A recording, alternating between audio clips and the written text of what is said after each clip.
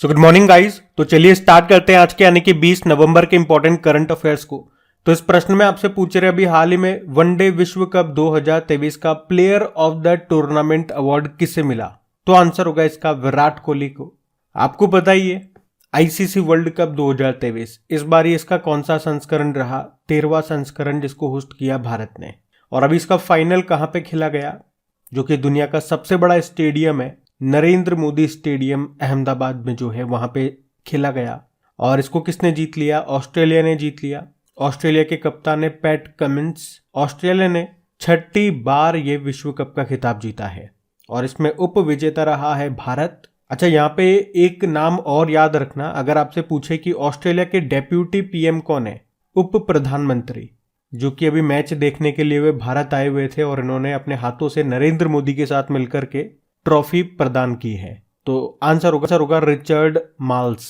तो यहाँ पे विराट कोहली इनको प्लेयर ऑफ द टूर्नामेंट का अवार्ड मिला है और सबसे ज्यादा रन भी विराट कोहली ने ही बनाए हैं, 765 रन 11 मैचों में। बाकी आप जानते ही हो विराट कोहली 50 वनडे शतक लगाने वाले पहले व्यक्ति भी बन गए हैं और इसी उपलक्ष्य में इनकी मोम की स्टैचू बनाई जा रही है जो कहाँ पे स्थापित की जाएगी, जयपुर के वैक्स म्यूजियम में। और सबसे ज्यादा विकेट किसने लिए इसमें, मोहम्मद शमी ने 24 विकेट लिए हैं 7 मैचों में। अच्छा, पहली बार जो विश्व कप खेला गया था, पूछा जा सकता है कब खेला गया था, 1975 में। कहाँ पे, इंग्लैंड में, और उसको जीता था वेस्ट इंडीज ने। और लास्ट टाइम जो खेला गया था 2019 वाला, उसको जीता था इंग्लैंड ने। भारत ने अभी तक 2 बार इसे जीता है, 1983 में और 2011 में। और सबसे सफल टीम ऑस्ट्रेलिया है, 6 बार इसने ये खिताब जीता है। इस बार का मैस्कॉट क्या है, शुभंकर क्रिप्टोवर्स है और इसके अंदर 2 हैं, एक तो महिला शुभंकर है जिनका नाम ब्लेज है और एक पुरुष शुभंकर है जिसका नाम टोंक है। और इस बार के विश्व कप का ब्रांड एम्बेसडर बनाया गया था शाहरुख खान को, जबकि ग्लोबल एम्बेसडर बनाया गया था सचिन तेंदुलकर को। और एंथम सॉन्ग क्या रहा, दिल जश्न बोले, जिसको गाया है प्रीतम ने। उसके अलावा आपको याद रखना है अभी आईसीसी हॉल ऑफ फेम में शामिल होने वाली पहली भारतीय महिला क्रिकेटर कौन बनी थी। तो आंसर होगा डायना एडुल्जी बनी थी।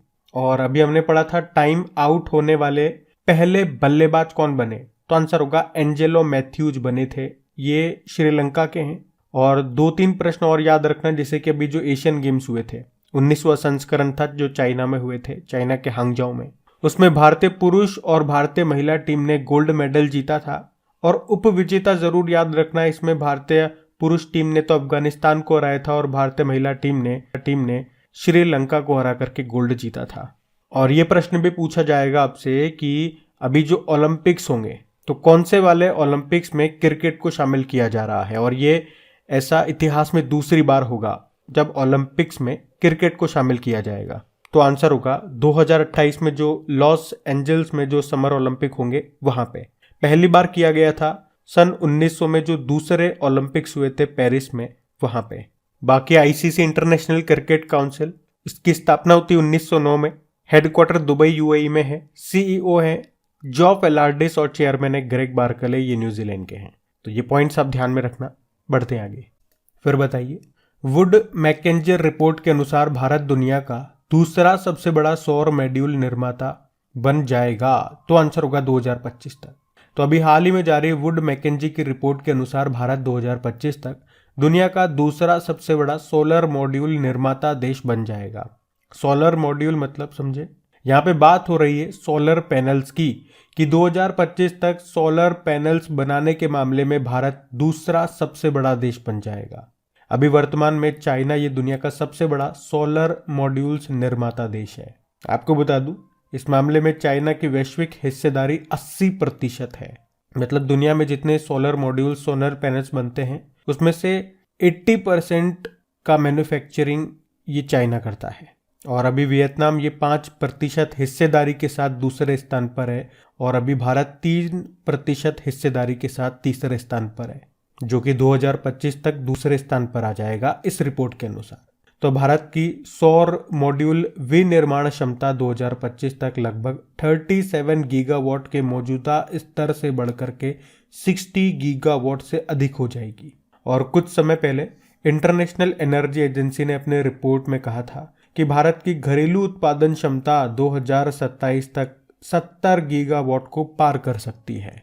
अच्छा, यहाँ पे सोलर से संबंधित कुछ करंट अफेयर्स के पॉइंट्स मैं आपको रिवाइज कर रहा हूँ। अगर आपसे पूछा जाए भारत का पहला सौर ऊर्जा संचालित गांव कौन सा है, तो आंसर होगा गुजरात का मोढेरा गांव। अगर पूछे, और याद रखना दिल्ली एयरपोर्ट बना पूरी तरह से हाइड्रो और सौर ऊर्जा से चलने वाला भारत का पहला एयरपोर्ट। अगर पूछे देश का पहला सोलर रूफटॉप सिस्टम का उद्घाटन ये हुआ था गांधीनगर गुजरात में। और दुनिया का सबसे बड़ा फ्लोटिंग सोलर पावर प्लांट ये बनेगा मध्य प्रदेश के खंडवा जिले में नर्मदा नदी पे ओमकारेश्वर बांध में। और किसने सौर ऊर्जा में सर्वश्रेष्ठ योगदान के लिए CBIP अवार्ड 2022 जीता? भील ने। और देश का पहला सोलर सिटी ये कौन सा है? सांची मध्य प्रदेश। और दीव, जो दमन दीव है वहां पे बात कर रहे हैं, दीव ये दिन के दौरान पूरी तरह से सौर ऊर्जा से चलने वाला भारत का पहला शहर बना था। अभी मुख्यमंत्री सौर मिशन शुरू किया था मेघालय ने। भारत की पहली ग्रीन सोलर पावर फैक्ट्री ये बनेगी उत्तराखंड में, ल्यूमिनस पावर टेक्नोलॉजी इसे बनाएगा। और भारत का पहला सोलर साइकिलिंग ट्रैक ये कहाँ पे बनेगा? हैदराबाद में, जिसकी लंबाई होगी 23 किलोमीटर। अच्छा, ये भी प्रधानमंत्री कुसुम योजना, कुसुम मतलब होता है किसान ऊर्जा सुरक्षा और उत्थान महाअभियान, ये कब शुरू हुआ था? फरवरी 2019 में। तो ध्यान रखना ये सारे पॉइंट्स इंपॉर्टेंट है और सारा का सबका संबंध आपके सोलर से है। बढ़ते आगे, फिर आपसे पूछ रहे कॉन्डे नास्ट ट्रेवलर की सूची में एशिया में घूमने के लिए 2024 की भारत की सबसे अच्छी जगह कौन सी बनी है? तो आंसर होगा कोच्चि, जो कि एक केरल में। तो यहाँ पे हम बात कर रहे हैं एशिया में घूमने के लिए 2024 की भारत की सबसे अच्छी जगह ये बताई है केरल के कोच्चि को। किसने बताई है या किस रिपोर्ट के अनुसार? तो आंसर होगा कॉन्डे नास्ट ट्रेवलर के अनुसार। तो ये याद रखना जगह कौन सी है और किसके अनुसार है, क्योंकि इसी से संबंधित एक और प्रश्न मैं आपको बताऊंगा। पहले कोच्चि की हम बात कर लें, अभी ये कहाँ कहाँ पे न्यूज में था। तो आपको याद है पूर्ण रूप से सौर ऊर्जा सोलर एनर्जी संचालित दुनिया का पहला हवाई अड्डा ये कोच्चि इंटरनेशनल एयरपोर्ट है। और भारत की पहली जल मेट्रो वाला भारत का पहला शहर भी है कोच्चि। और एक और आपने पढ़ा होगा, एक सर्वे आया था नेशनल ज्योग्राफिक सर्वे, उसके अनुसार सिक्किम ये भारत में घूमने के लिए सबसे अच्छा गंतव्य डेस्टिनेशन बताया गया था। इसलिए मैंने कहा था इसी तरह से एक और मैं आपको पॉइंट याद दिलाऊंगा। तो दोनों अलग अलग है, किसके रेस्पेक्ट में एग्जाम में पूछा जा रहा है ये जरूर याद रखना। नेशनल ज्योग्राफिक सर्वे के अनुसार पूछेगा तो आंसर हो जाएगा सिक्किम, और कॉन्डे नास्ट ट्रेवलर के अनुसार आंसर हो जाएगा कोच्चि। इसी तरह से आपको याद होगा 2023 की दुनिया के महानतम स्थानों की सूची में 2 भारतीय शहरों को शामिल किया गया था। एक उड़ीसा का मयूरभंज है और एक लद्दाख है। और एक वर्ल्ड सिटीज कल्चरल फोरम में शामिल होने वाला 41वां शहर बना था कौन सा? बंगलुरु। और भारत का पहला साहित्य का शहर लिटरेचर सिटी ये कौन सा बना? अभी कोझिकोड केरल। और संगीत का शहर बना था ग्वालियर। ये सारे प्रश्न जो मैं आपको एक्स्ट्रा में बता रहा हूँ ये 2023 में ही हमने पढ़े हैं, तो ये आपको ध्यान में होने चाहिए, ध्यान रखना इनका। बढ़ते आगे, फिर बताइए अभी हाल ही में किस नदी पर सौर ऊर्जा से संचालित जहाज रामायण को संचालित किया जाएगा? तो आंसर होगा सरयू। तो अयोध्या में सरयू नदी पर रामायण नामक सौर ऊर्जा से चलने वाला सोलर एनर्जी ऑपरेटेड जहाज चलाए जाएंगे। और अगले साल जनवरी में जब राम मंदिर का उद्घाटन किया जाएगा तो ठीक उससे पहले 2 सौर ऊर्जा संचालित मिनी क्रूज जहाज ये चलाए जाएंगे। और इनका संचालन करेगा कौन? अलकनंदा क्रूज। और इन जहाजों पर पर्यटन जो भी आएगा, पर्यटक जो भी यात्री आएंगे, उनको भगवान राम के जीवन की महत्वपूर्ण घटनाओं के बारे में भी बताया जाएगा। अयोध्या से संबंधित कुछ पॉइंट्स मैं आपको याद दिलाऊं तो अयोध्या एयरपोर्ट मर्यादा पुरुषोत्तम श्री राम हवाई अड्डा इसका नाम रख दिया गया। अयोध्या में डिज्नीलैंड के आधार पर रामालैंड विकसित किया जा रहा है। उत्तर प्रदेश का पहला सोलर सिटी ये बनेगा अयोध्या। देश का तो पहला सांची मध्य प्रदेश हो गया। और अयोध्या में ही जटायु क्रूज सेवा अभी शुरू हुई थी। और रामायण क्रूज ये भी हमने पढ़ा अभी, दोनों याद रखना। वैसे आपको याद है भारत का पहला इंटरनेशनल क्रूज ये है MV एक्सप्रेस, जो कि श्रीलंका और भारत के बीच में शुरू हुआ था। और दुनिया की सबसे लंबी नदी क्रूज सेवा यह है गंगा विलास, जो कि वाराणसी और असम के डिब्रूगढ़ के बीच में शुरू हुई थी। वैसे आपको पता है दुनिया का सबसे बड़ा रामायण मंदिर कहाँ पे बन रहा है? बिहार में बन रहा है, जो कि 2025 तक बन जाएगा। तो ये पॉइंट्स आपके न्यूज में थे, ध्यान रखना। बढ़ते आगे, फिर बताइए अभी हाल ही में वैश्विक मत्स्यिकी सम्मेलन 2023 ये कहाँ पे आयोजित किया गया? तो आंसर होगा अहमदाबाद में। यहाँ पे हम बात कर रहे हैं ग्लोबल फिशरीज कॉन्फ्रेंस 2023 की। आयोजन कब से कब तक? 21 और 22 नवंबर 2023 को। कहाँ पे? अहमदाबाद, गुजरात में। और इस बार इसकी थीम है मत्स्य पालन और जल कृषि संपदा। वैसे आप जानते हो विश्व मत्स्य पालन दिवस कब मनाया जाता है? तो आंसर होगा 21 नवंबर को ही।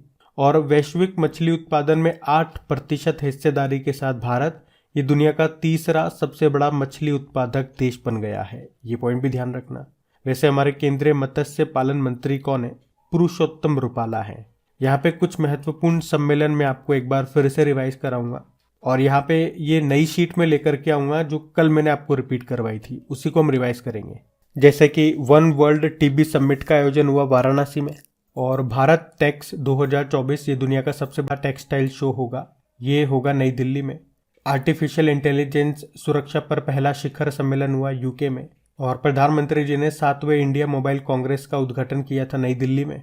उसके अलावा याद रखना ग्लोबल मैरीटाइम इंडिया समिट 2023 का आयोजन ये हुआ था मुंबई में। मुंबई होगा इसका आंसर, है ना। कल मैंने इसको मिस्टेक से नई दिल्ली बता दिया था, नई दिल्ली ऊपर वाले का आंसर है, इसका आंसर मुंबई होगा। बाकी आसियान पर्यटन फोरम 2024 की मेजबानी करेगा लाओस, और 2023 से लेकर 2027 तक विश्व मौसम विज्ञान संगठन की अध्यक्षता ये कर रहा है यूनाइटेड अरब अमीरात, और इसका अध्यक्ष बनाया गया डॉक्टर अब्दुल्ला अल मंडोस को। बाकी प्रकृति के संरक्षण के लिए अंतर्राष्ट्रीय संघ IUCN की विश्व संरक्षण कांग्रेस 2025 की मेजबानी करेगा यूनाइटेड अरब अमीरात ही। और अभी दिसंबर 2023 में वैश्विक आयुर्वेद मेले का जो 5वां संस्करण है ये होगा केरल की कैपिटल तिरुवनंतपुरम में। और मशीन कैन सी 2023 ये सबमिट हुई थी दुबई में। यहाँ पे आर्टिफिशियल इंटेलिजेंस पर चर्चा की गई, तो ये ध्यान में रखना। आप बढ़ते आगे। फिर बताइए अभी हाल ही में वर्ल्ड प्री मैच्योर डे कब बनाया गया? तो आंसर होगा 17 नवंबर को। तो विश्व भर में समय से पहले जन्म लेने वाले बच्चों और उनके परिवारों की चिंताओं के बारे में जागरूकता बढ़ाने के लिए हर साल 17 नवंबर को ये वर्ल्ड प्री मैच्योर डे के रूप में मनाया जाता है। पहली बार इसे 2011 में मनाया गया था। और इस बार थीम क्या है? छोटे कार्य बड़ा प्रभाव, हर जगह हर बच्चे के लिए तत्काल त्वचा से त्वचा की देखभाल। और इम्पोर्टेंट डे वाला क्वेश्चन आ गया, देखो चलो एक बार फिर से मैं नवंबर के सारे इंपॉर्टेंट डेज आपको रिवाइज करा दूं। तो 1 नवंबर को वर्ल्ड वेगन डे था, शाकाहारी दिवस। 3 नवंबर को वर्ल्ड बायोस्फीयर रिजर्व डे। 5 नवंबर को सुनामी जागरूकता दिवस। तो 7 नवंबर को राष्ट्रीय कैंसर जागरूकता दिवस और शिशु संरक्षण दिवस। 8 नवंबर को वर्ल्ड रेडियोग्राफी डे। 9 नवंबर को राष्ट्रीय कानूनी सेवा दिवस। 10 नवंबर विश्व विज्ञान दिवस। 11 नवंबर राष्ट्रीय शिक्षा दिवस। 12 नवंबर विश्व निमोनिया दिवस और लोक प्रसारण दिवस। 13 नवंबर विश्व दयालुता दिवस। 14 नवंबर वर्ल्ड डायबिटीज डे। 15 नवंबर जनजातीय गौरव दिवस और वर्ल्ड COPD डे। 16 नवंबर को नेशनल प्रेस डे। 16 नवंबर को विश्व दर्शन दिवस और अंतर्राष्ट्रीय सहिष्णुता दिवस। बाकी 17 नवंबर को एक एपिलेप्सी डे, मिर्गी दिवस भी हमने मनाया था, तो ये भी ध्यान में रखना। बढ़ते आगे। फिर बताइए अभी हाल ही में building partnership India and international cooperation for maritime security नाम की बुक को किसने लिखा? तो आंसर होगा हिमाद्री दास ने। और हमारे जो उपराष्ट्रपति हैं जगदीप धनखड़ जी, इन्होंने अभी 15 नवंबर को नई दिल्ली में इंडिया पैसिफिक रीजनल डायलॉग में इस बुक को लॉन्च किया, जिसका नाम है बिल्डिंग पार्टनरशिप, जिसको लिखा है कैप्टन हिमाद्री दास ने। ये भारतीय नौसेना की एक अधिकारी है। अब यहाँ पे 2023 की कुछ इंपॉर्टेंट बुक्स मैं आपको रिवाइज कराऊंगा। जैसे कि अमिताभ कांत कौन है? नीति आयोग के पूर्व CEO है और अभी G20 का शेरपा इनको बनाया गया था। इन्होंने बुक लिखी है, तो ये बुक इंपॉर्टेंट है। Made in India 75 years of business and enterprise. हमारी जो प्रेसिडेंट है इनके ऊपर बुक आई है, जिसको कस्तूरी रे ने लिखा है। बुक का नाम है Droupadi Murmu from tribal hinterlands to Raisina hills. और केरल के पूर्व स्वास्थ्य मंत्री हैं KK शैलजा भी, इनकी ऑटोबायोग्राफी आई है जिसका नाम है my life as a comrade. Feroze Varun Gandhi, इन्होंने लिखी है the Indian metropolis deconstructing India's urban spaces. Sandeep Marwah 8 years of Modi sarkar a compilation of achievement नाम से बुक लिखी। रामचंद्र मूर्ति कोंदू भाटला, इन्होंने NTR अ पॉलिटिकल बायोग्राफी नाम से बुक लिखी है। शशि थरूर ने अभी अम्बेडकर अ लाइफ नाम से बुक लिखी थी। शिव प्रसाद गीता चरण एक अभ्यासी का दृष्टिकोण नाम से बुक लिखी थी। और राम माधव पार्टीशन फ्रीडम नाम से बुक लिखी, जिसको असम के गवर्नर गुलाब चंद कटारिया ने लॉन्च किया। के गोपाल कृष्णन कथकली डांस थिएटर नाम से बुक लिखी। कथकली कहाँ का क्लासिकल डांस है? केरल का है। तो यहाँ पे 2023 के टॉप 10 बुक्स मैंने आपको रिवाइज कराई, इनको भी ध्यान में रखना। बढ़ते आगे। फिर बताइए, अभी हाल ही में किस कंपनी ने दुनिया का पहला ship to ship LNG transfer ये पूरा कर लिया? तो आंसर होगा गेल ने। तो गेल जो कि भारत की एक महारत्न कंपनी है और अभी इसने शिपिंग लागत बचाने और कार्बन डाइऑक्साइड उत्सर्जन में कटौती करने के लिए दुनिया का पहला ship to ship LNG transfer पूरा कर लिया है। LNG मतलब होता है लिक्विफाइड नेचुरल गैस।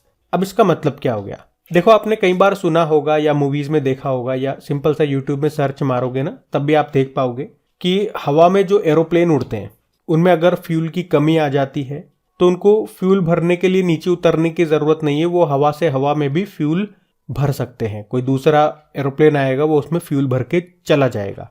तो ये तो हमने वहां पे देख लिया, लेकिन अब उसी तरह से समुद्र के बीच में अगर एक शिप है तो वहां पे भी दूसरे शिप से उसमें फ्यूल भरा जा सकता है। और अभी ऐसा ही किया गया, LNG फ्यूल को ट्रांसफर किया गया रास्ते में ही, मतलब समुद्र में ही, एक शिप से दूसरे शिप में।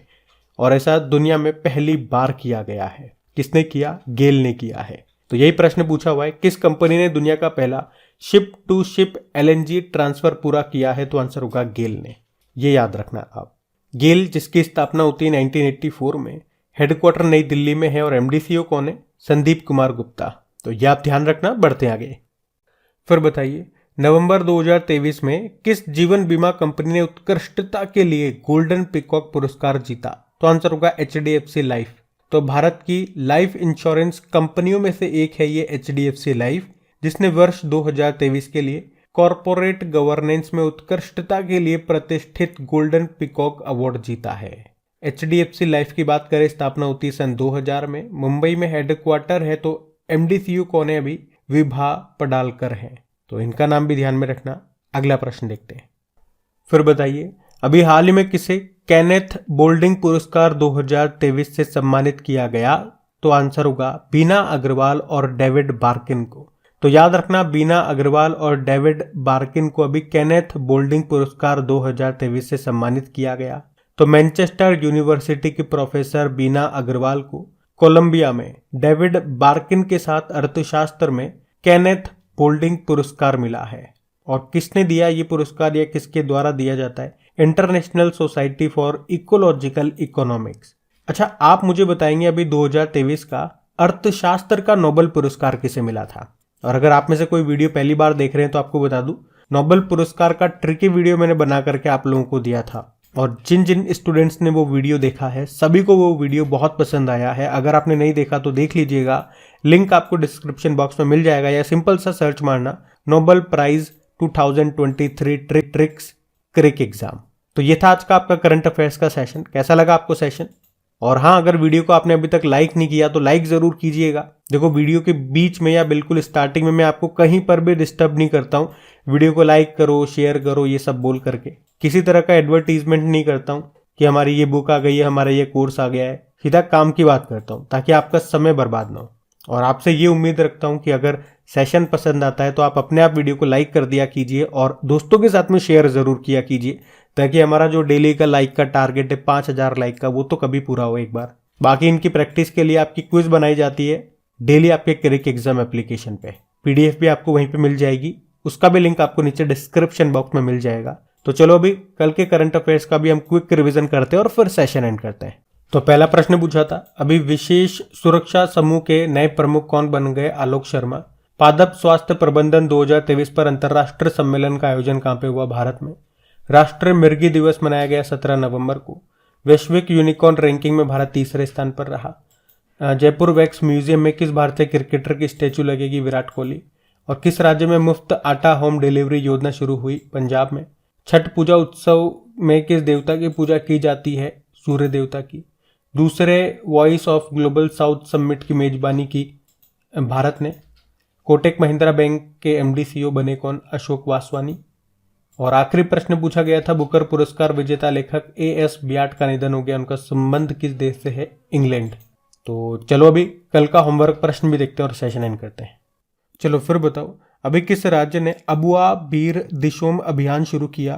तो आंसर होगा झारखंड। आप सभी ने प्रश्न का बिल्कुल सही उत्तर दिया। अब ये आज का आपका होमवर्क प्रश्न।